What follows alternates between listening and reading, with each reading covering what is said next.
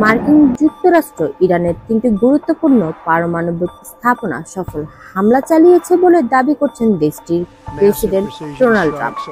বাংলাদেশ সময় রোববার ২২ জুন সকাল ৫:৩০টার দিকে সামাজিক যোগাযোগ মাধ্যম থ্রু সোশ্যালে দেওয়া এক পোস্টে তিনি এই ঘোষণা দেন। ট্রাম্প জানান, ইরানের ফোর্দো, নাতানস এবং ইস্পাহান পারমাণবিক কেন্দ্রে নির্ধারিত লক্ষ্যবস্তুতে হামলা চালানো হয়েছে। এসব অভিযানে অংশ নেওয়া মার্কিন যুদ্ধ বিমানগুলো সফলভাবে ইরানের আকাশ সীমানা ত্যাগ করে নিরাপদে ফিরছে।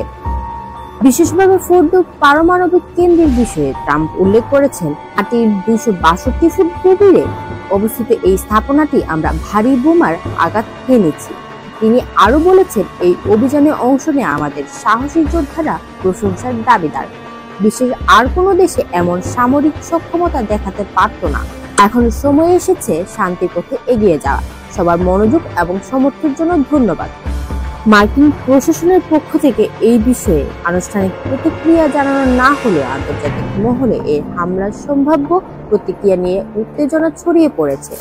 ইরানের যুক্তরাষ্ট্রের হামলার ঘটনার আপনার কি মনে হয় সেটা কমেন্ট বক্সে জানান।